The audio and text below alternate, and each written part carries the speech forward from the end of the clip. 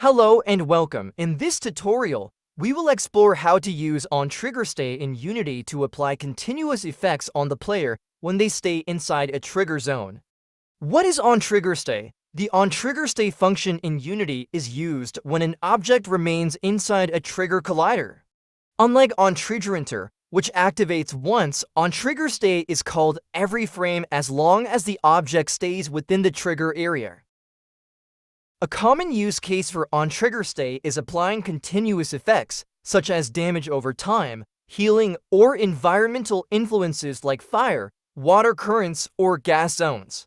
First, I created a red cube that will serve as our campfire object. This cube will represent the fire zone, where the player will take continuous damage when standing inside it. I also enable the collider of the cube I added.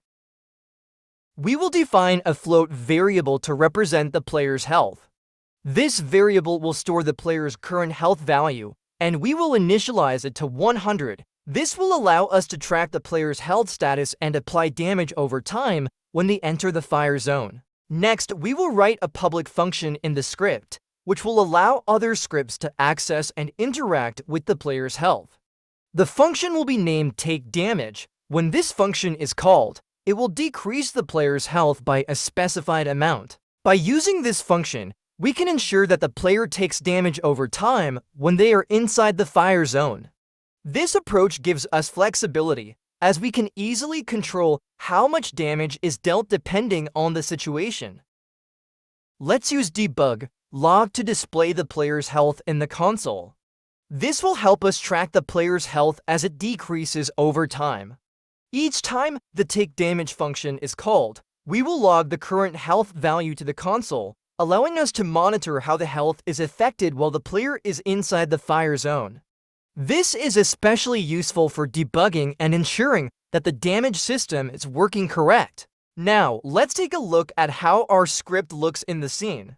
And don't forget to assign the player tag to your character.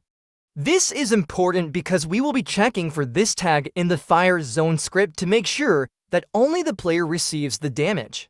I will explain why this is necessary shortly.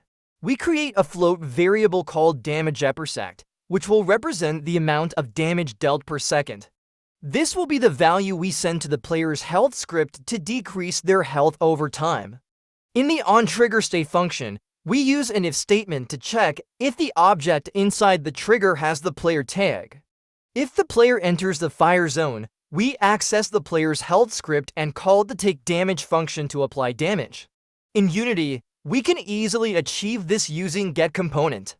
With this method, we can access the player's health script and call the TakeDamage function. In the OnTriggerStay function, once we confirm that the object inside the trigger has the player tag, we can use other GetComponent player health greater than to get the player's health component. Before testing, don't forget to attach the FireZone script to your FireZone game object, enable the trigger on the collider, and input your damage value in the DamageEpersect variable. Let's test it. Once the character enters the fire zone, you should notice the health automatically decreasing over time as the damage is being applied. Make sure to check the console to follow the health updates. As the player stays in the fire zone, the health value should continuously decrease, demonstrating that the damage is being applied correctly. Thank you for watching. See you in the next video.